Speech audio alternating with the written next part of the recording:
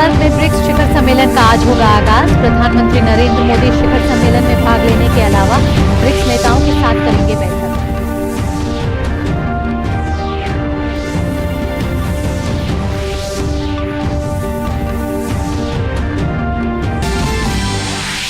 दक्षिण अफ्रीका और ग्रीस के लिए रवाना होने से पहले प्रधानमंत्री ने कहा, ब्रिक्स सम्मेलन संस्थागत विकास की समीक्षा करने का उपयोगी अवसर करेगा प्रदान। ग्लोबल साउथ और विकास के मुद्दों पर सार्थक चर्चा होने की जताई उम्मीद।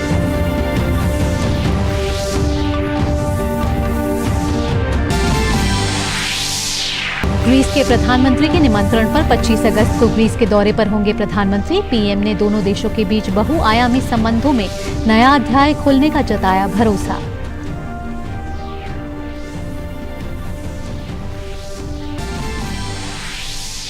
जयपुर में G20 व्यापार और निवेश कार्य समूह की बैठक का आज आखिरी दिन। वैश्विक व्यापार और निवेश संबंधित मुद्दों पर आम सहमति बनाने पर रहेगा फोकस।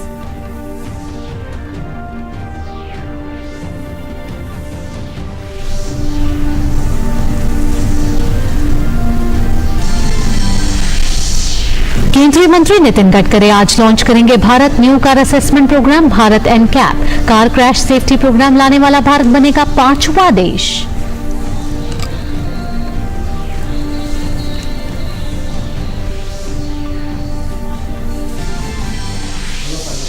और भारत के ग्रैंड मास्टर आर प्रज्ञानंदा ने शतरंज विश्व कप के फाइनल में बनाई जगह। दुनिया के नंबर 1 खिलाड़ी कार्लसन से होगी खिताबी भिड़ंत।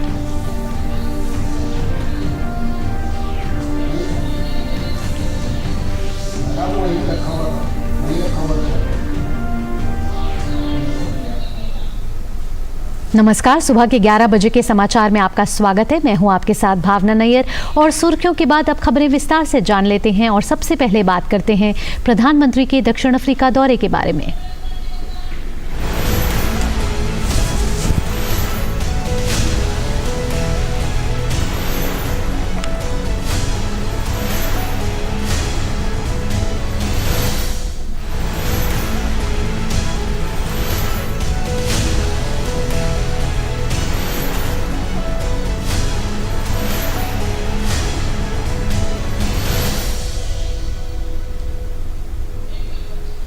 प्रधानमंत्री नरेंद्र मोदी दक्षिण अफ्रीका के जोहान्सबर्ग में 15वें ब्रिक्स सम्मेलन में शामिल होने के लिए आज रवाना हो गए।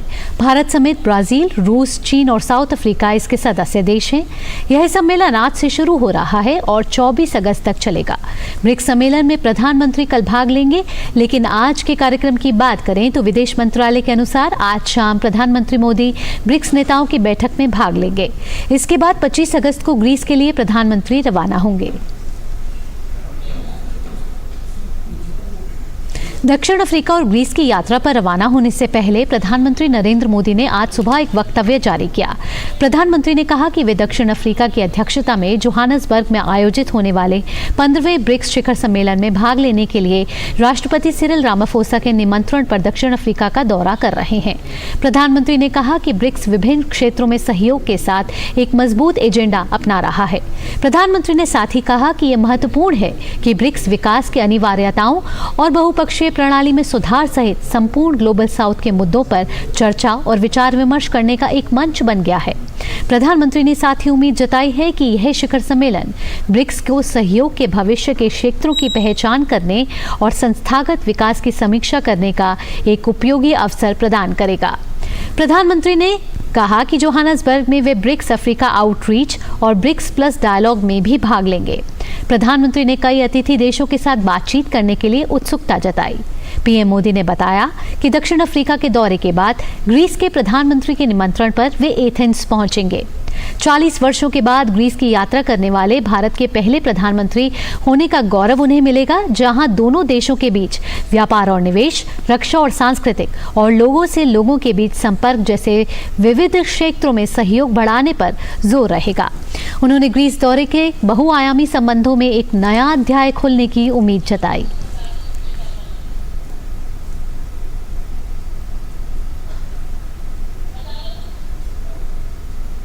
और जोहान्सबर्ग में आज से 24 अगस्त को 15वां ब्रिक्स शिखर सम्मेलन तक चलेगा। सम्मेलन में कल बुधवार को पीएम मोदी भाग लेंगे। भारत समेत ब्राजील, रूस, चीन और साउथ अफ्रीका इसके सदस्य देश हैं। ये संगठन दुनिया के 41% आबादी का प्रतिनिधित्व करता है और 24% वैश्विक जीडीपी और 16% वैश्विक ट्रेड का प्रतिनिधित्व करता है। यह सम्मेलन ब्रिक्स देशों के बीच आपसी सहयोग, बहुपक्षीय प्रणाली में सुधार और आतंकवाद के मुद्दे पर केंद्रित होगा। 24 तारीख की बात करें तो प्रधानमंत्री अफ्रीका संपर्क और ब्रिक्स प्लस डायलॉग में भाग लेंगे। The theme of the BRICS Summit this year is BRICS and Africa, Partnership for Mutually Accelerated Growth, Sustainable Development and Inclusive Multilateralism. This would be the first in-person BRICS Summit after 3 consecutive years of virtual meetings owing to the COVID-19 pandemic. PM Modi ने जुलाई 2016 और जुलाई 2018 में दक्षिण Africa की यात्रा की थी। दक्षिण Africa BRICS संगठन का वर्तमान अध्यक्ष है। वर्ष 2019 के बाद यह पहला ब्रिक्स शिखर सम्मेलन हो रहा है। इस 15वें ब्रिक्स शिखर सम्मेलन में भारत का एक व्यापारिक प्रतिनिधिमंडल भी भाग ले रहा है।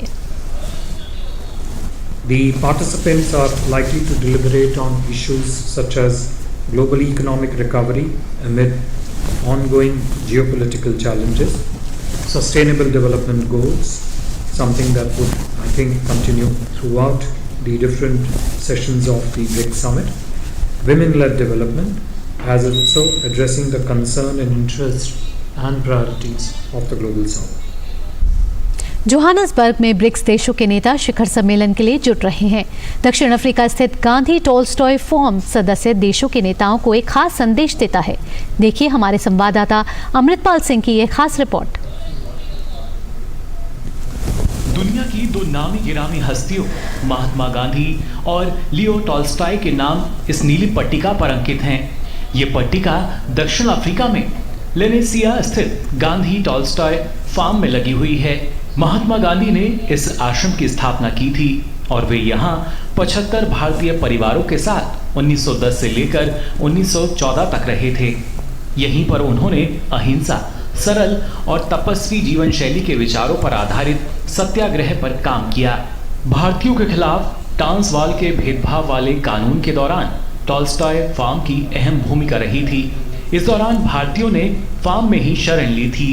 गांधी जी ने सत्याग्रह की एक्सपेरिमेंट यहाँ की थी कि साथ सब कम्युनिटी यहाँ रह सकते थे, तो वही इसलिए वो उसने कलम ने दिया था।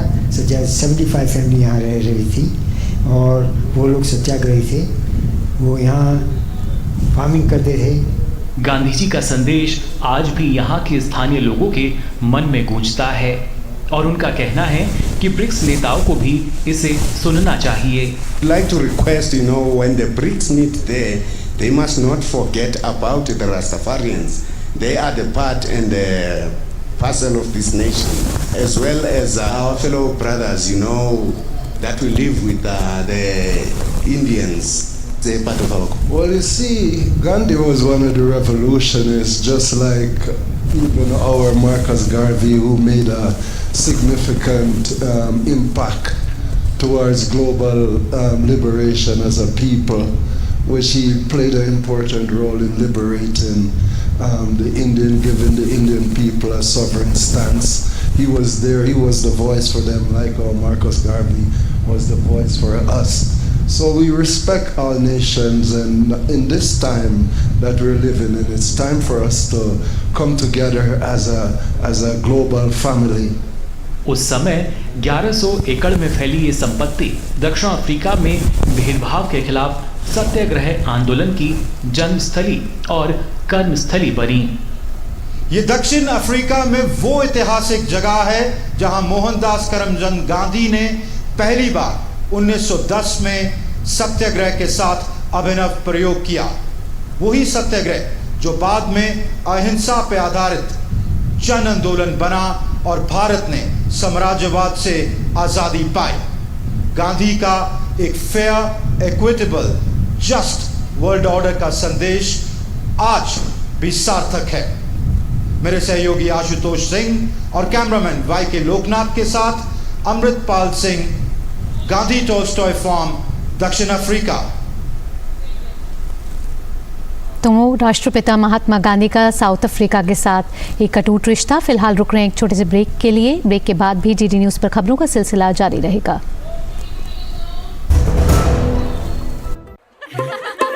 20,000 10 ओके। दोनों? नो 10 का 1। इतना कैश नहीं है। कोई बात नहीं, हम यूपीआई भी लेते हैं। मेरा पेमेंट ऐप अलग है। कहीं जूते वापस मिलने की जगह जूते पड़ न जाए। ऐप दूसरा हो या तीसरा, चाहिए बस यूपीआई। आपका मोबाइल नंबर ही बन सकता है आपका यूपीआई नंबर। और अब किसी भी पेमेंट ऐप से कोई भी पेमेंट ऐप पर यूपीआई चलेगा। अरे रामदयाल, तेरी उपज का क्या हुआ? अरे औने पौने दाम मिल रहे थे इसलिए नहीं बेची। और तुम्हारी उपज? मेरी उपज ये रही मेरे मोबाइल में एकदम सुरक्षित। अरे ये तो कोई रसीद लगती है। कोई रसीद नहीं, डिजिटल रसीद है जो WDRA से पंजीकृत वेयर हाउस में उपज रखने से मिलती है। WDRA? WDRA भारत सरकार की एक संस्था है जो अच्छे और सुव्यवस्थित वेयर हाउसों को पंजीकृत करता है। अच्छा, अब तुझे इस रसीद का कमाल दिखाता हूँ, चला। देखा, इस रसीद पर बैंक से लोन हो गया। ये तो कमाल हो गया। कमाल तो अभी और भी है भैया। देखो, जब और जहाँ उपज के अच्छे दाम मिलेंगे, उपज बेच दूंगा और फिर बैंक का सारा लोन भी चुकता कर दूंगा। अरे वाह। मुन्नी, पापा आप मेरा नया बैग लाए? हाँ, ये रहा तुम्हारा नया बैग। और तुम्हारे लिए झुमके। WDRA का प्रयास, किसानों का आर्थिक विकास। You got to be careful. बारिश है, सड़कें बदलेंगी। Switch to Seat. बेटा change soon. It's monsoon. Break के बाद आपका स्वागत है। आप देख रहे हैं डीडी न्यूज़ और खबरों का सिलसिला लगातार जारी है। प्रधानमंत्री के दक्षिण अफ्रीका दौरे पर हम आपको लगातार खबरें दे रहे हैं और आगे बढ़ते हैं। प्रधानमंत्री के दक्षिण अफ्रीका की यात्रा को लेकर वहां रह रहे भारत के लोगों में खासा उत्साह है। लोग विश्व के सबसे लोकप्रिय नेता से मिलने के लिए पूरी तरह से बेताब हैं। इस दौरान उन्होंने दोनों देशों के बीच संबंधों को और मजबूत किए जाने की भी वकालत की। ब्रिक्स समिट का आयोजन जोहानिसबर्ग में होने जा रहा है। प्रधानमंत्री नरेंद्र मोदी भी यहाँ होंगे। भारतीय मूल के जो लोग हैं, इंडियन डायस्पोरा के जो लोग हैं, वो काफी उत्साहित हैं। यहाँ पे कुछ एमिनेंट मेंबर्स हैं हमारे साथ, उनसे बात करते हैं। आपकी क्या आशाएं हैं प्रधानमंत्री मोदी के विजिट से और ब्रिक्स समिट से? मेरा मानना है कि हेल्थ इंडस्ट्रीज, माइनिंग इंडस्ट्रीज वगैरह में हम अगर ज्यादा जोर डालें तो फिर हमारा मतलब संबंध जो है इंडिया साउथ अफ्रीका का वो ज्यादा अच्छे से हो पाएगा। तो यही एक हमारी एक्सपेक्टेशंस है। हमारी ख्वाहिश है कि PM जी जो यहाँ आ रहे हैं उनका बहुत अच्छा ट्रिप होवे और इफ पॉसिबल हम उनको इधर जो बड़ी कंपनीज हैं इंडिया से इधर आके जो इन्वेस्ट कर सके तो हमारा अनएम्प्लॉयमेंट कमती हो जाएगा और क्राइम रेट भी कमती हो जाएगा। हमारा मानना है कि साउथ अफ्रीका और इंडिया के साथ बहुत बिजनेस हो सकता है जिसका हम लोग कुछ 1% भी अचीव नहीं किया अभी तक। तो मोदी जी जब आएंगे, जो रिलेशनशिप बिल्डअप होगा, हमारा उम्मीद है कि ये जो बिजनेस के लिए जो भी कुछ एक्शंस लेना है जरूर होने वाला है और उसमें से वीजा और डायरेक्ट फ्लाइट जो भी मिनिमम रिक्वायरमेंट्स है वो भी जरूर आगे बढ़ेगी, जो बात बहुत दिन से चल रहा है। एंड वेदांता नेचुरल रिसोर्स में इंडिया की सबसे बड़ी कंपनी है और अफ्रीका में भी जिंक की सबसे बड़ी कंपनी है। एंड जो ये मिनरल रिसोर्सेज हैं इनकी नेशनल बिल्डिंग में बहुत बड़ा कंट्रीब्यूशन है। सो फर्स्टली हम तहे दिल से मोदी जी का स्वागत करते हैं साउथ अफ्रीका में और हम यही रिक्वेस्ट करेंगे मोदी जी से कि ये मिनरल रिसोर्स के ट्रेड को दोनों कंट्रियों में स्मूथ किया जाए। साउथ अफ्रीका बहुत रिच है मिनरल्स में, इंडिया में इसकी बहुत जरूरत है, तो कैसे हम दोनों कंट्रियों में एक जॉइंट पार्टनरशिप ला सकते हैं ताकि दोनों कंट्रियां ग्रो करें। मैं इंडियंस इन अफ्रीका का पार्टिसिपेंट हूँ। मैं मोदी जी से चाहता हूँ कि वो प्लीज अगर साउथ अफ्रीका और इंडिया के बीच में डायरेक्ट एयरलाइंस अगर कर पाएं तो वो बहुत सुविधाजनक होगी। ये थे इंडियन डायस्पोरा के प्रमुख मेंबर जो बता रहे थे उनकी क्या आशाएं हैं प्रधानमंत्री नरेंद्र मोदी के इस विजिट से। ब्रिक्स समिट जहां प्रधानमंत्री नरेंद्र मोदी भारत का नेतृत्व करेंगे।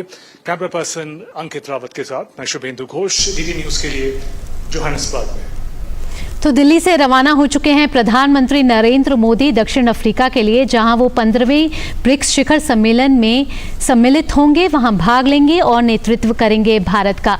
तो जोहानसबर्ग से हमारे साथ सीधे जुड़ रहे हैं ग्राउंड जीरो से हमारे संवाददाता शुभेंदु घोष। शुभेंदु, मैं आपसे पूछना चाहूंगी कि जिस तरीके से आपने अभी आपकी एक रिपोर्ट देख रहे थे और उसमें आप इंडियन डायस्पोरा से बात कर रहे थे, भारतीय किस तरीके से उत्साहित है अपने लोकप्रिय नेता को देखने के लिए, एक झलक पाने के लिए, और क्या क्या मुद्दे हैं, क्या क्या इच्छाएं हैं, क्या क्या उपेक्षाएं हैं उनके मन में जो वो अपने लोकप्रिय नेता प्रधानमंत्री नरेंद्र मोदी से व्यक्त करना चाहते हैं?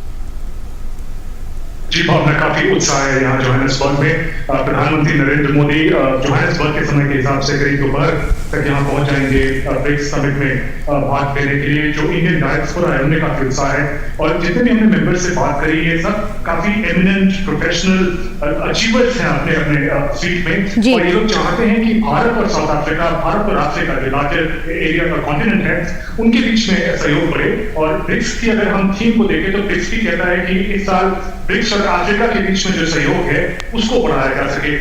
जो भारतीय मूल के लोग हैं वो चाहते हैं कि चीजें जैसे डायरेक्ट फ्लाइट हो, इन्वेस्टमेंट अपॉर्चुनिटीज बढ़े, बिजनेस ट्रेड के लिए और व्यापक इंतजाम हो, क्योंकि वो पहले से काफी काम 15-20 साल से काफी लोग यहाँ रह रहे हैं, उन्होंने काम किया है और वो जानते हैं कि प्रधानमंत्री मोदी के लीडरशिप में इसका विस्तार काफी तेजी से हो सकता है। तो अपने अपने एरिया में उन सबने जाहिर किया कि किस तरीके से इस चीज का विस्तार हो और दोनों देश भारत साउथ अफ्रीका मिलके आगे बढ़े, और जो अफ्रीकन कॉन्टिनेंट है उसमें अपार अपॉर्चुनिटीज हैं, अपार संभावनाएं हैं भारत और भारत के जो प्रोफेशनल्स हैं उनके लिए। उन पे उन्होंने प्रधानमंत्री मोदी से आशा की कि वो connection, people to people connection आगे बढ़ेगा। शुभेंदु, जैसा कि आपने बताया कि बहुपक्षीय प्रणाली सुधार और आतंकवाद पर भी फोकस रह सकता है, साथ साथ ब्रिक्स आउटरीच और ब्रिक्स संवाद पर महत्वपूर्ण फोकस रहेगा। तो एजेंडा के बारे में बताएं कि जब प्रधानमंत्री वहां पहुंचेंगे उसके बाद किस तरीके का उनका टाइम टेबल रहेगा? जी भावना, देखिए एजेंडा में कुछ तो कॉमन फीचर हैं। जो ये 15वां समिट है, जो पहले समिट से आज तक कुछ कॉमन एजेंडा है, जो प्राथमिकताएं हैं विकासशील देश, जो इमर्जिंग इकोनॉमीज हैं। ब्रिक्स हमें समझना होगा ये एक समूह है सबसे बड़े प्रगतिशील देश, डेवलपिंग इकोनॉमीज, जो दुनिया की 5 इकोनॉमीज हैं उनका समूह है। तो जो कॉमन एजेंडा है वो तो पहले जैसा है, जो क्लाइमेट चेंज से कैसे जूझें, पोस्ट पेंडेमिक जो सप्लाई चेन है उसको कैसे हम मजबूत करें, अफ्रीका पे खासा फोकस है इस समिट में। लेकिन जो 2 बड़ी बातें होंगी वो ये है कि इस समूह का, ब्रिक्स का विस्तार किस प्रकार से हो सके, क्योंकि अब काफी डेवलपिंग देश हैं, विकासशील देश हैं जो हिस्सा बनना चाहते हैं ब्रिक्स के, क्योंकि अपार संभावनाएं हैं इस समूह का हिस्सा बनने से। तो ये एक पहली बात होगी जिसपे खासा बातचीत की आशा है, जो विश्व के सभी नेता आ रहे हैं यहाँ पे। और दूसरी जो बड़ी बात है, किस तरीके से एक कॉमन करेंसी प्लेटफॉर्म का इंतजाम किया जाए। जिस तरीके से यूरो होता है यूरोप जैसे रीजन में, कॉन्टिनेंट में, जहां अलग अलग देश एक कॉमन करेंसी से एक्सचेंज करते हैं, ट्रेड करते हैं और उसके काफी फायदे होते हैं, उसी तरीके से इस बार बातचीत होगी किस तरीके से लोकल करेंसी, एक कॉमन करेंसी प्लेटफॉर्म इजाद की जाए, जिससे कि जो ब्रिक्स देश हैं, जो विकासशील देश हैं, उनको एक कॉमन मंच मिले, एक प्लेटफॉर्म मिले, जिससे वो डायरेक्टली और ज्यादा एफिशिएंटली एक दूसरे से ट्रेड और व्यापार कर पाए और उन्हें डॉलर और यूरो जैसे करेंसीज पे निर्भर ना होना पड़े। तो डी डॉलराइजेशन की तरफ भी महत्वपूर्ण कदम होगा। हिंदू, फिलहाल ब्रेक का वक्त हो चला है, आप जुड़े रहिए लगातार हमारे साथ और ब्रेक के बाद भी हम आपसे और जानकारी हासिल करेंगे। फिलहाल वक्त हो चला एक छोटे से ब्रेक का। ब्रेक के बाद शुभेंदु घोष से प्रधानमंत्री की दक्षिण अफ्रीका यात्रा पर और बातचीत करेंगे। आप जुड़े रहिए डीडी न्यूज के साथ। मन की बात है जन जन की, संघर्षों के कुछ किस्से, कहानी कुछ सफलताओं की, अनकही विरासत की, उम्मीदें नए भारत की।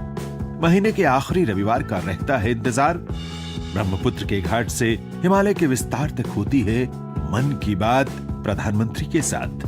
तो सुनिए इस महीने 27 अगस्त सुबह 11 बजे मन की बात आकाशवाणी और दूरदर्शन के सभी चैनलों पर। आप भी माननीय प्रधानमंत्री के मन की बात का हिस्सा बन सकते हैं। इसके लिए आप अपने सुझाव post box number 111 Akashvani Delhi को भेज सकते हैं। इसके अलावा नमो ऐप या माईगोव के ओपन फोरम में पोस्ट कर सकते हैं। तो याद रखें 27 अगस्त सुबह 11 बजे मन की बात। रास प्यारी, ये क्या लिखा है? सत्य। हम गांधी जी की तरह स्वराज की लड़ाई तो लड़ रहे हैं, पर हमारा मार्ग कहीं से नहीं है। आजाद हिंद फौज के नौजवानों, अब हमें अपने खून से इतिहास रचना होगा। जय हिंद, जय हिंद। आपने इस सेना के निर्माण में अपना सब कुछ गवा दिया, आप अब ये मुझे क्यों सौंपना चाहते? क्योंकि तुम भारतीय राष्ट्रीय सेना का भविष्य हो सुभाष। स्वराज में देखिए क्रांतिकारी रास बिहारी बोस की महान गाथा। देखिए स्वराज प्रत्येक रविवार प्रातः 9 बजे, पुनः प्रसारण रात 9 बजे, सिर्फ डीडी नेशनल पर। देश का पहला चैनल, देश का अपना चैनल। मन की बात है जन जन की, संघर्षों के कुछ किस्से, कहानी कुछ सफलताओं की, अनकही विरासत की, उम्मीदें नए भारत की। महीने के आखिरी रविवार का रहता है इंतजार। ब्रह्मपुत्र के घाट से हिमालय के विस्तार तक होती है मन की बात प्रधानमंत्री के साथ। तो सुनिए इस महीने 27 अगस्त सुबह 11 बजे मन की बात, आकाशवाणी और दूरदर्शन के सभी चैनलों पर।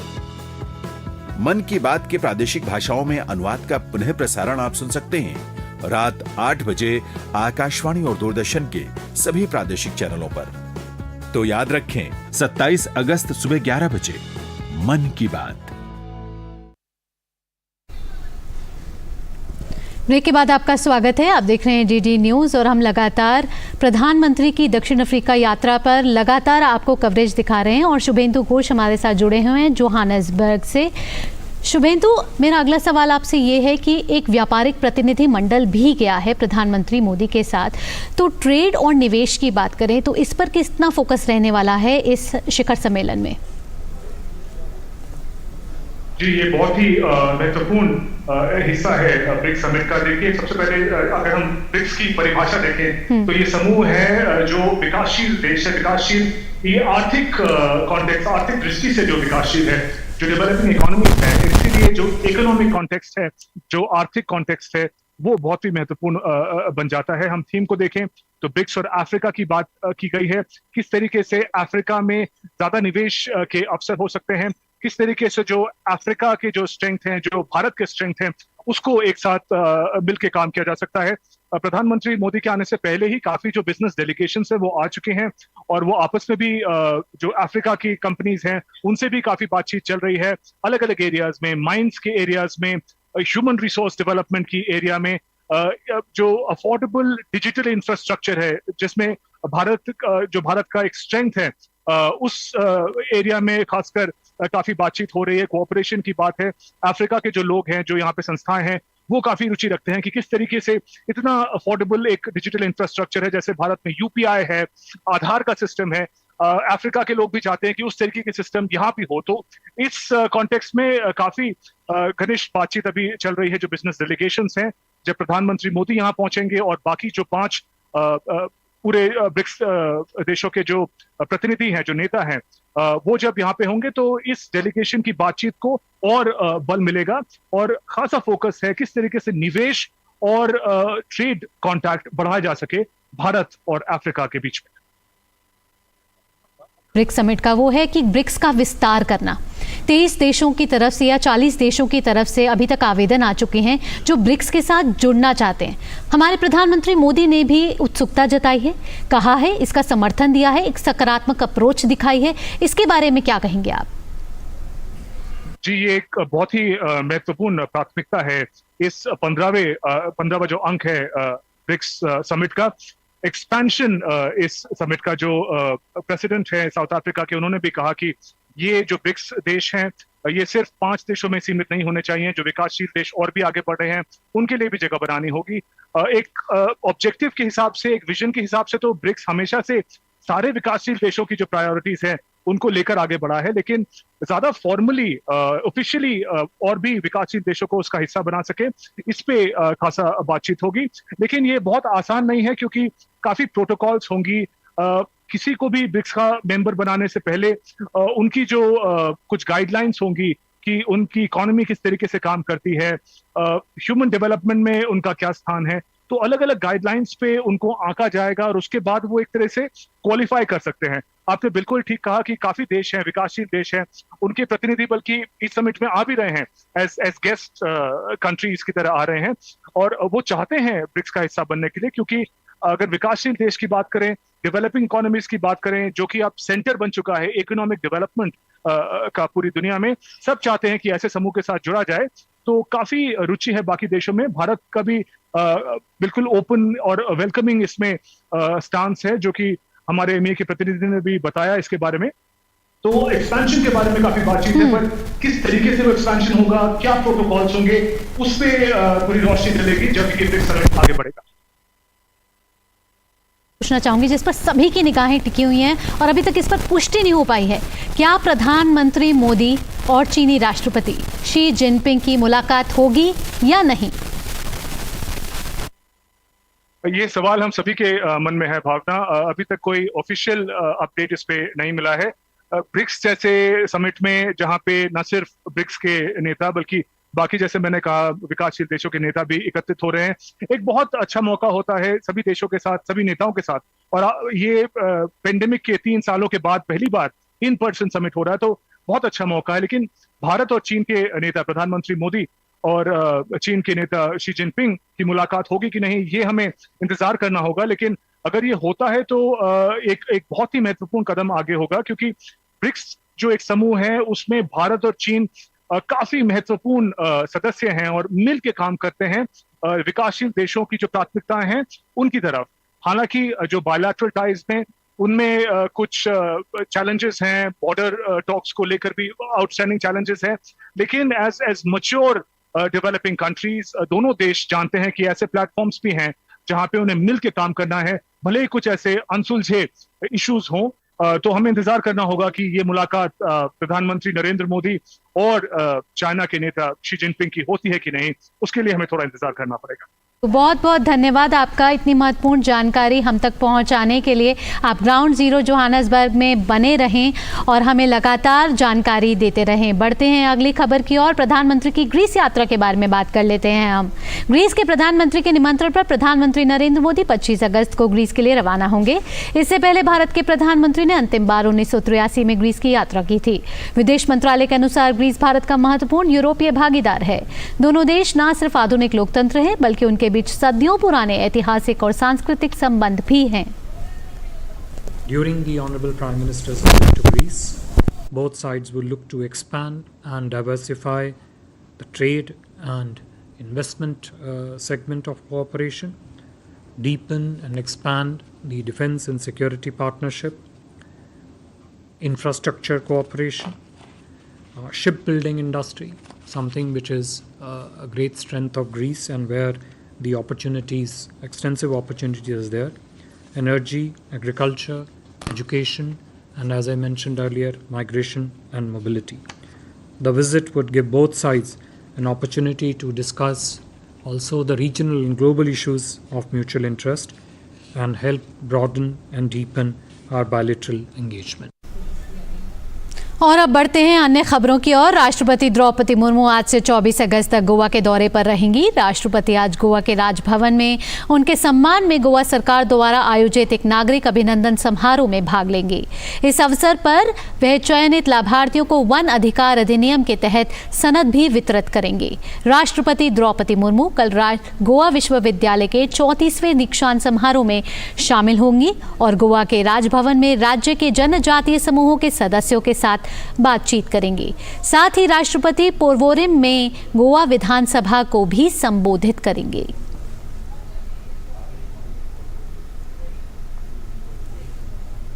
देश में पारंपरिक शिल्प कौशल में कुशल व्यक्तियों को लाभ पहुंचाने के लिए विश्वकर्मा योजना शुरू होने जा रही है। प्रधानमंत्री विश्वकर्मा योजना का उद्देश्य पारंपरिक कारीगरों और शिल्पकारों की समृद्ध परंपराओं को संरक्षित करते हुए उनका विकास करना है। विश्वकर्मा सम्मान पाने वाले पुत्तूर के जनार्दन ने अपनी प्रसन्नता जाहिर की। ಹಾಗೆ ನಮಗೆ ಉಳಿಲಿಕ್ಕೆ ವ್ಯವಸ್ಥೆ ಮಾಡಿ ಅಲ್ಲಿ ಮರುದಿನ ಸ್ವಾತಂತ್ರ್ಯ ದಿನದಂದು ಮೋದಿಯವರ ಎದುರಿನಲ್ಲಿ ಕೂತು ಅವರ ಭಾಷಣ ಕೇಳಲಿಕ್ಕೆ ಒಂದು ಜೀವಮಾನದ ಒಂದು ಒಳ್ಳೆಯ ಅವಕಾಶ ಕೊಟ್ಟಿದ್ದಾರೆ ಸರ್. ಅದು ನಮ್ಗೆ ಕನಸಲ್ಲಿ ಕೂಡ ನೆನೆಸಿರ್ಲಿಕ್ಕಿಲ್ಲ ಅಂತ ಕಾರ್ಯಕ್ರಮ ಸಿಗ್ತದೆ ಅಂತ ನನಗೆ.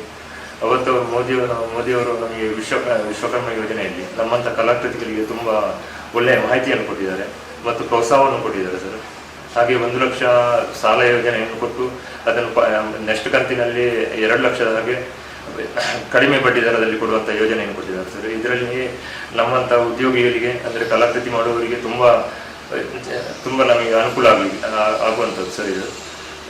ಇದರಲ್ಲಿ ಸಾಧಾರಣ ನಮ್ಮ ಅಂದಾಜು ಪ್ರಕಾರ ಒಂದು 25-30 ಲಕ್ಷ ಕುಟುಂಬಗಳಿಗೆ ತುಂಬ ಅನುಕೂಲ ಆಗುವಂಥ ಇದು ಯೋಜನೆ ಸರ್ ಇದು. और अब खबरें G20 बैठकों से जुड़ी हुई।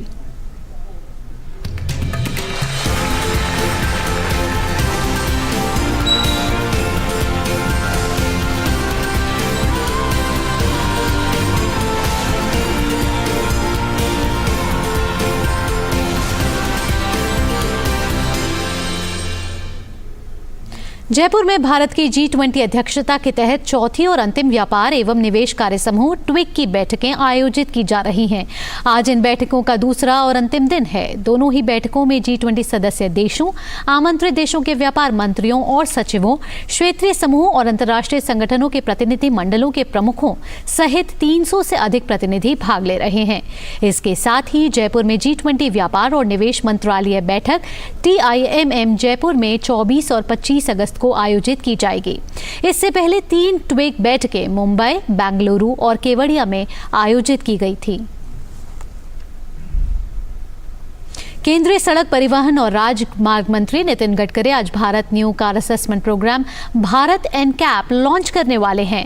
इसका उद्देश्य कार ग्राहकों को एक ऐसा उपकरण उपलब्ध कराना है जो बाजार में उपलब्ध गाड़ियों की दुर्घटना सुरक्षा का तुलनात्मक मूल्यांकन कर सके।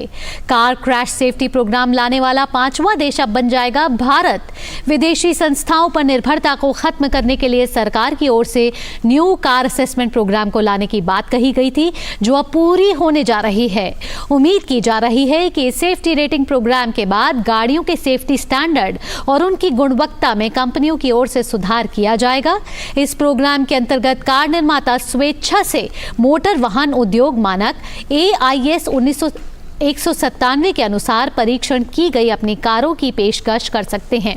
इन परीक्षणों में कार की प्रदर्शन क्षमता के आधार पर कार को एडल्ट ऑक्यूपेंट और चाइल्ड ऑक्यूपेंट की स्टार रेटिंग दी जाएगी, जिसके बाद कार ग्राहक विभिन्न वाहनों के सुरक्षा मानकों की तुलना करने के लिए इन स्टार रेटिंग का उल्लेख कर सकते हैं और उसके अनुरूप गाड़ी खरीदने का फैसला ले सकते हैं।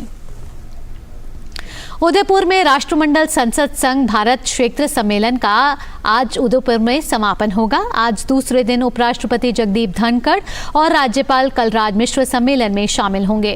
आज होने वाले सत्र में लोकतांत्रिक व्यवस्थाओं के माध्यम से राष्ट्र को मजबूत करने में जनप्रतिनिधियों की भूमिका पर एक सत्र का आयोजन किया जाएगा। इससे पहले कल डिजिटल माध्यम से सुशासन को मजबूत करने में जनप्रतिनिधियों की भूमिका पर एक सत्र आयोजन हुआ था।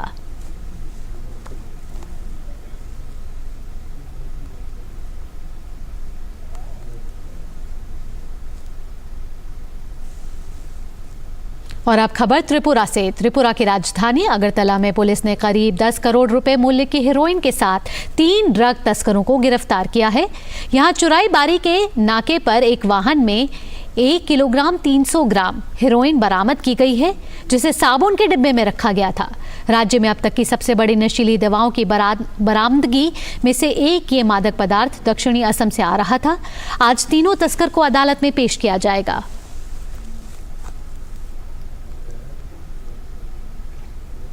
पर्वतीय राज्यों में आ रही आपदाओं को देखते हुए सुप्रीम कोर्ट ने फैसला किया है कि वह हिमाचल, उत्तराखंड और अन्य पर्वतीय राज्यों में पहाड़ों की जनसंख्या सहने की क्षमता को लेकर अध्ययन के लिए एक पैनल का गठन करेगा। सुप्रीम कोर्ट ने एक जनहित याचिका पर सुनवाई करते हुए कहा कि यह एक अहम कदम होगा और एक अहम मुद्दा होगा। कोर्ट ने याचिकाकर्ता और केंद्र सरकार से पूछा है कि पैनल को किन बिंदुओं पर अध्ययन करने के लिए निर्देश दिए जा सकते हैं। कोर्ट ने कहा है कि वह जवाब मिलने के बाद एक ड्राफ्ट तैयार करेगा और पैनल को हिमालय क्षेत्र में हो रही इंसानी गतिविधियों और इन पहाड़ों की क्षमता को लेकर रिपोर्ट देने के लिए कहेगा। मामले की सुनवाई सोमवार को होगी। और अब मून मिशन चंद्रयान 3 की बात। निर्धारित कार्यक्रम के मुताबिक 23 अगस्त यानी कि कल शाम 5 बजे के बाद इसरो चंद्रयान 3 के लैंडर मॉड्यूल को चंद्रमा के दक्षिणी ध्रुव की सतह पर उतारने की तैयारी कर रहा है। इसरो के अहमदाबाद स्थित अंतरिक्ष अनुप्रयोग केंद्र के निदेशक नीलेश एम देसाई ने कहा है कि चंद्रयान के चांद पर उतरने से 2 घंटे पहले लैंडर और चांद की स्थिति का जायजा लेकर लैंडिंग कराने पर फैसला किया जाएगा। 17 अगस्त को हमने ये प्रोपल्शन मॉड्यूल और लैंडर मॉड्यूल को अलग कर दिया है और प्रोपल्शन मॉड्यूल अभी 100/100 किलोमीटर की कक्षा में घूमेगा और वहाँ से उसमें एक पेलोड है, वो पृथ्वी की ओर देखेगा और उसके जो स्पेक्ट्रोस्कोपी है, पोलरिमेट्रिक स्पेक्ट्रोस्कोपी स्टडी करके जो लिविंग प्लेनेट कैसा होता है उसकी जानकारी हमको चंद्र के ऊपर से देता रहेगा। 30 किलोमीटर की एल्टीट्यूड या हाइट से लैंडर नीचे की ओर चंद्र की सतह पर जाने का प्रयास करेगा 23 अगस्त को और उसके 2 घंटे पहले हम पूरे जो कमांड है वो यहाँ से जो हमारा बाइलालू अर्थ स्टेशन है वहाँ से अपलोड कर देंगे लैंडर मॉड्यूल के अंदर और उसके बाद जो लैंडर मॉड्यूल की हेल्थ चेकिंग, टेलीमेट्री और चंद्र में जो स्थिति है उसको सबको ध्यान में रखते हुए लगभग 2 घंटे पहले हम ये निर्णय लेंगे कि उस दिन चंद्र पे उतराण करना ठीक रहेगा कि नहीं रहेगा। बट अगर कोई हमको ऐसा आपत्तिजनक लगता है तो हम लैंडिंग को पोस्टपोन करके 27 अगस्त को करेंगे।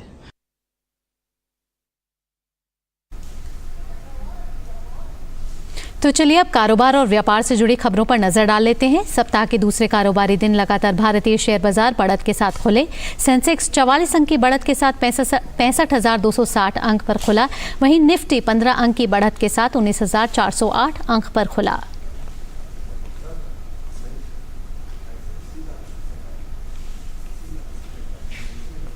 और अब देखते हैं कारोबार जगत की सुर्खियां फटाफट अंदाज में।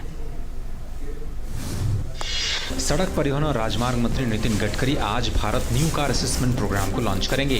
भारत एनसीएपी भारत की अपनी वाहन सुरक्षा रेटिंग प्रणाली के रूप में काम करेगा, जिसका उद्देश्य देश में मोटर वाहनों की सुरक्षा मानकों को बढ़ा करके सड़क सुरक्षा में सुधार करना है।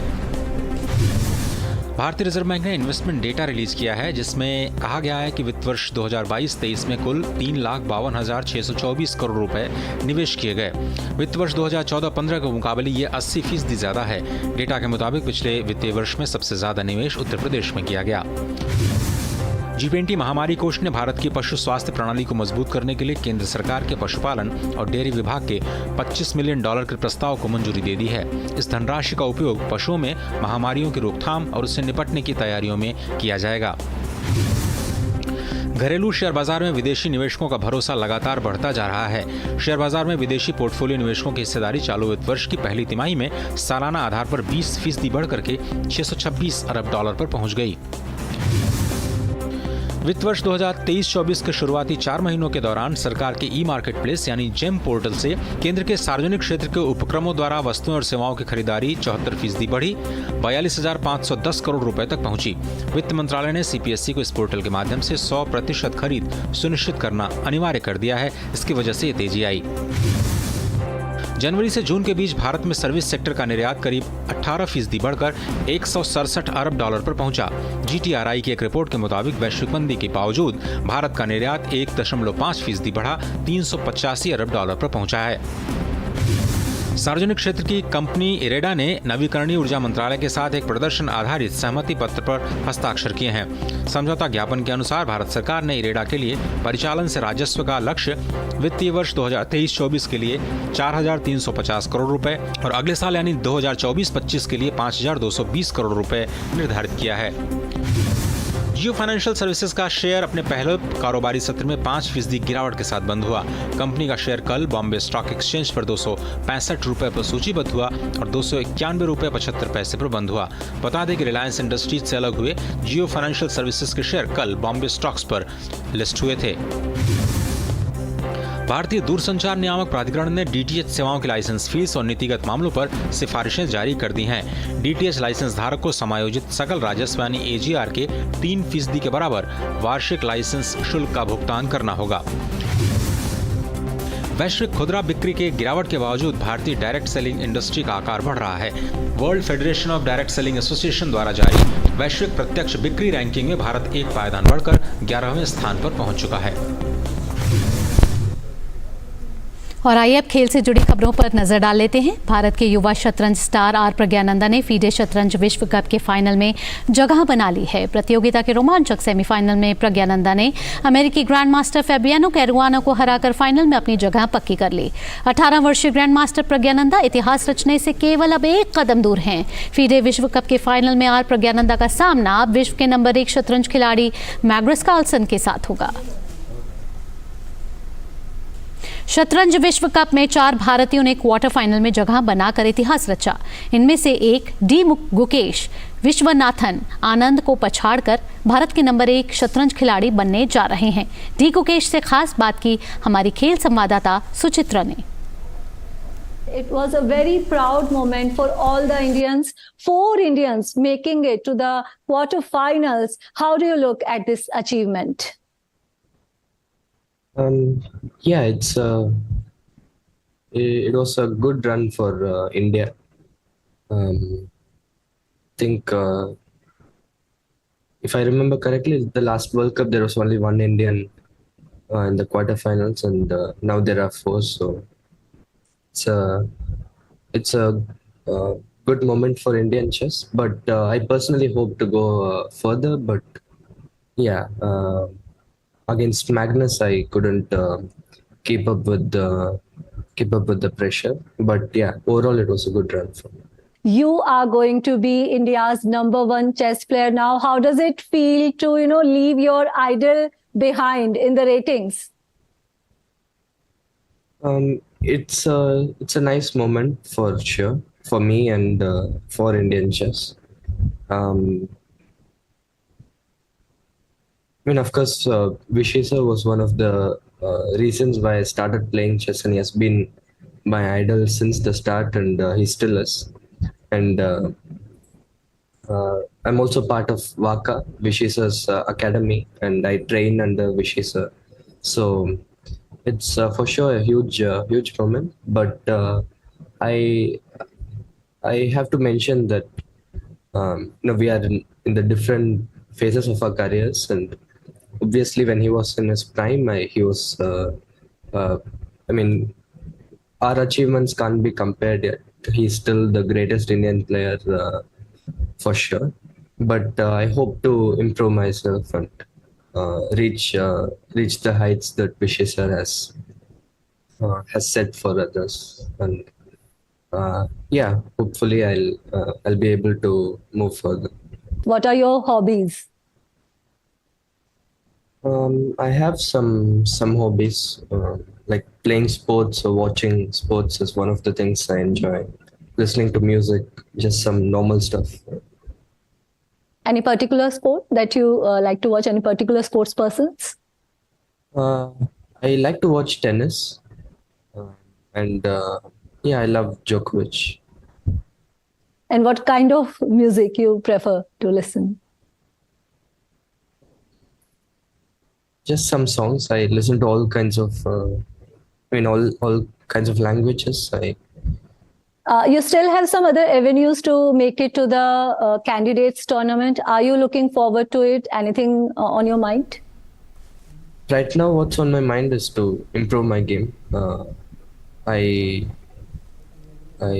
I'll work on my weaknesses. I'll try to become a better chess player, and let's see how it goes. And what is your next goal? My most important goal has always been to improve myself as much as I can. And of course, the ultimate goal is to become the best player in the world.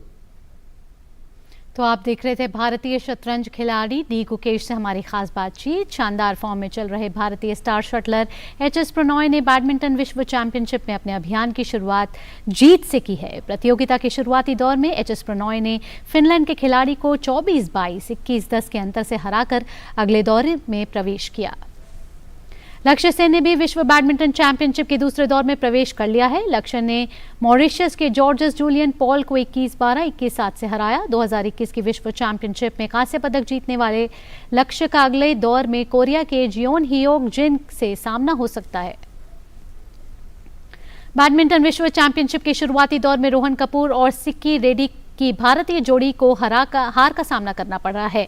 मिश्रित युगल प्रतियोगिता के पहले दौर में भारतीय जोड़ी को स्कॉटलैंड की जोड़ी ने 14-21, 22-20, 18-21 के अंतर से हराया।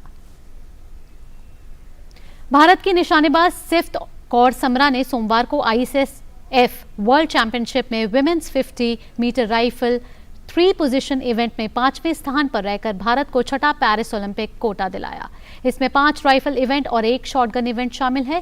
समरा ने क्वालिफाइनल राउंड में के अंत में 589 पॉइंट्स हासिल कर 5वें स्थान पर आने के लिए कड़ा संघर्ष किया। उनका नीलिंग में स्कोर 192 था और उन्होंने प्रोन और स्टैंडिंग में शानदार 199 और 198 पॉइंट्स हासिल किए। और अब बात मौसम की। मौसम विभाग ने उत्तराखंड में अगले 2 दिनों के दौरान गढ़वाल और कुमाऊं क्षेत्रों में अलग अलग स्थानों पर मूसलाधार वर्षा की चेतावनी देते हुए रेड अलर्ट जारी किया है। साथ ही राज्य के अन्य जिलों में भी शुक्रवार को तेज बारिश की चेतावनी देते हुए येलो अलर्ट जारी किया गया है।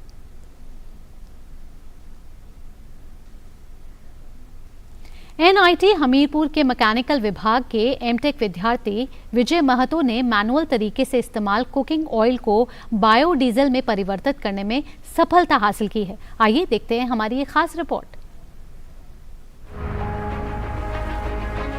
NIT हमीरपुर में इस्तेमाल कुकिंग ऑयल से मैनुअल तरीके से तैयार बायोडीजल से अब संस्थान की गाड़ियों को चलाया जाएगा।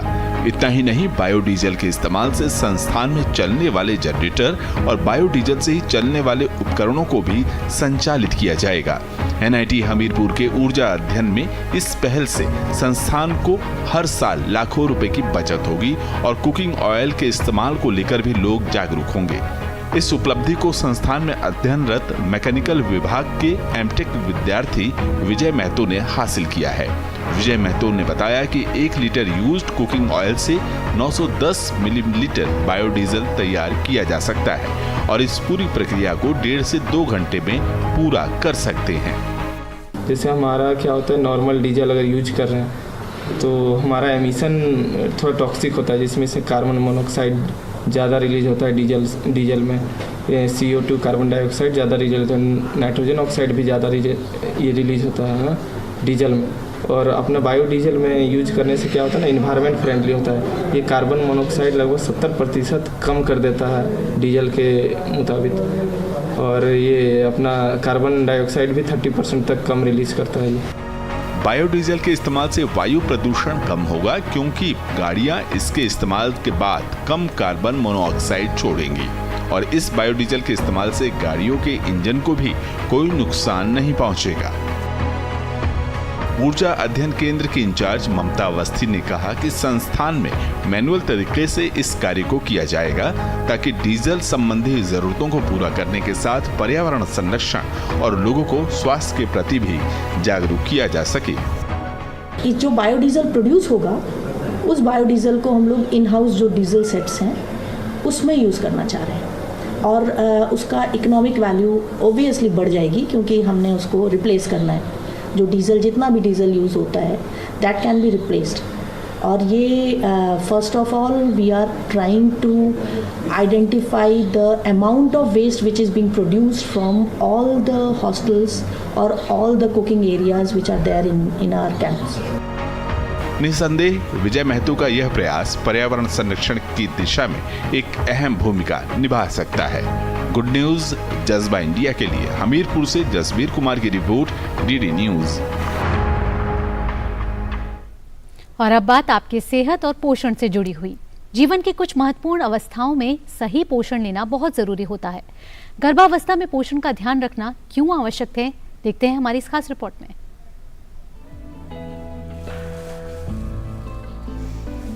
गर्भावस्था में पोषण की आवश्यकता अधिक होती है। गर्भवती महिला व गर्भस्थ शिशु के लिए सही पोषण मिलना आवश्यक है। गर्भावस्था में महिला जो कुछ भी खाती है जिस तरह से रहती है उसका सीधा प्रभाव उसके होने वाले बच्चे पर पड़ता है। इसलिए गर्भावस्था के दौरान पोषण के विषय में विशेष ध्यान देना चाहिए। गर्भ धारण करते ही माँ को करीबन 300 कैलोरी की एक्स्ट्रा रिक्वायरमेंट होती है। साथ ही में कुछ माइक्रो न्यूट्रिएंट्स भी होते हैं जिनकी अति आवश्यकता होती है, जैसे कि आयरन जो कि 27 मिलीग्राम होना चाहिए डाइट में एक्स्ट्रा, जो कि डाइट वो पहले ले रही थी उससे अधिक होना चाहिए। साथ ही में कैल्शियम, फॉलिक एसिड और प्रोटीन। ज़्यादातर आमतौर पे ये कहा जाता है कि अब तुम प्रेग्नेंट हो गए तो एक रोटी एक्स्ट्रा कर लो या चावल एक्स्ट्रा कर लो, वो एक्स्ट्रा करने की ज़रूरत। और अब आपको सीधे लिए चलते हैं, केंद्रीय मंत्री पीयूष गोयल प्रेस वार्ता कर रहे हैं और संबोधित कर रहे हैं। पिछले वर्ष भी किसानों को अच्छा दाम मिले, इसको सुनिश्चित किया गया। इस वर्ष हमने अभी तक 3 लाख टन, 1.5 लाख टन नाफेड द्वारा, 1.5 लाख टन एनसीएफ द्वारा अभी तक हम खरीद चुके हैं, जिसके कारण जो किसानों का दाम बहुत ही कम था आज से महीना 1.5 महीना पहले, वो अच्छी मात्रा से बढ़ा है और किसानों को अपनी उपज के लिए सही दाम मिला है। इसी समय देश भर में जो खबरें आई कि प्याज के दाम बढ़ गए हैं, उपभोक्ताओं को तकलीफ हो रही है, और उसका एक कारण ये भी है कि मौसम थोड़ा खराब चल रहा था। खरीफ 2023 की सोइंग भी देरी से होने के कारण एक संदेह था कि शायद इस साल जो दाम उपभोक्ता का है वो ज़्यादा बढ़ जाएगा। उसको मद्देनज़र रखते हुए 17 अगस्त को 2 अहम फैसले किए गए। एक कि जो निर्यात है उसके ऊपर 40% एक्सपोर्ट ड्यूटी निर्यात शुल्क लगाया गया, लेकिन साथ ही साथ किसानों को कोई तकलीफ ना हो उसके लिए नैफेड और एनसीसीएफ दोनों 3 लाख के बदले अब 5 लाख टन यानी 2 लाख अतिरिक्त और खरीदेंगे इस वर्ष। ये निर्णय भी उसी के साथ साथ लिया गया जो आज एनसीसीएफ और नैफेड ने अलग अलग क्षेत्र में सेंटर्स खोल दिए हैं और 2 लाख टन 2,410 रुपये प्रति क्विंटल, 2,410 रुपीज़ पर क्विंटल, जो ऐतिहासिक रेट है। आज तक इतना ऊंचा रेट प्याज का दिया नहीं गया है, तो ये ऐतिहासिक रेट प्याज का निर्धारित किया गया है। जो एनसीसीएफ नैफेड की क्वालिटी का प्याज होता है उससे पूरे मार्केट में किसानों को अच्छा दाम मिले, ये हमारा उद्देश्य है। अगर ज़रूरत पड़ी तो ये 2 लाख टन को बढ़ाया भी जा सकता है, जिससे किसानों को सही दाम मिले, पर्याप्त शुल्क मिल सके। इसी के साथ साथ एनसीसीएफ और नैफेड देश के अलग अलग इलाकों में 25 रुपये पर सब्सिडाइज्ड रेट पर केंद्र सरकार वो सब्सिडी उपलब्ध कराएगी। सब्सिडाइज्ड रेट पर प्याज उपभोक्ताओं के लिए, सामान्य आदमियों के लिए, सामान्य लोगों के लिए उपलब्ध कराएगी। ये काम कल से शुरू हो गया है। कल कई सेंटर्स में 25 रुपये में प्याज बेचा भी गया, बांटा भी गया, और आज उसको और तेज गति दी जाएगी। और आगे आने वाले दिनों में जिन जिन इलाकों में उपभोक्ताओं को प्याज की महंगाई की परेशानी हो, हमारा प्रयास रहेगा कि वहाँ पे एनसीसीएफ और नैफेड सेंटर्स के माध्यम से या सरकारी व्यवस्थाओं के माध्यम से उपभोक्ताओं को 25 रुपये में प्याज उपलब्ध कराए। तो दोनों उपभोक्ता और किसान दोनों ही हमारे लिए अमूल्य है। हमारे अन्नदाताओं को अच्छा दाम मिले उसके लिए अभी से ही, और ये स्क्रीन के ऊपर कुछ पिक्चर्स भी लगाई हैं, ये कल की पिक्चरें हैं। कल जो प्याज खरीदना शुरू हो गया था, आज उसको और गति दी जाएगी। मैं सभी किसानों को आह्वान देता हूं कि वो अच्छे दाम पर प्याज बेचे, उनको किसी प्रकार की कोई चिंता करने की आवश्यकता नहीं है। और पर्याप्त मात्रा में 2 लाख टन तो तुरंत ही लिया जाएगा, अगर जरूरत पड़े तो उसको बढ़ाया भी जा सकता है। कोई पैनिक सेलिंग ना करे, उनको अच्छा दाम मिलेगा अपने उत्पादन का। साथ ही साथ कुछ खबरें हैं कि कुछ सामान पोर्ट के अंदर शिपमेंट के लिए, एक्सपोर्ट के लिए गया है, उसकी जानकारी JMPT वगैरह से हम ले रहे हैं। अगर वो पोर्ट के अंदर जाके शिपिंग बिल फाइल हो गया है 40% ड्यूटी लगने के पहले, तो उस पर उचित निर्णय DGFT लेंगे। बहुत बहुत धन्यवाद। कोई सवाल हो तो।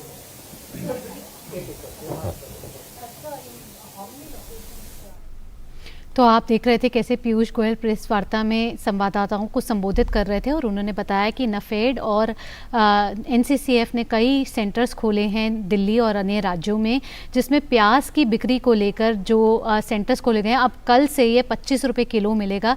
कल भी ये 25 रुपये किलो बांटे जा रहे थे, लेकिन कल से इसकी गति मिल जाएगी इसको, और किसानों को के लिए ये जो कदम उठा रही है केंद्र सरकार, उससे किसानों को फ़ायदा मिले। यही केंद्रीय मंत्री पीयूष गोयल ने बताया कि कैसे किसानों को लगातार फायदा पहुंचे और किसान जरा भी पैनिक ना करें। 2 lakh metric tonne already release किया जा चुका है।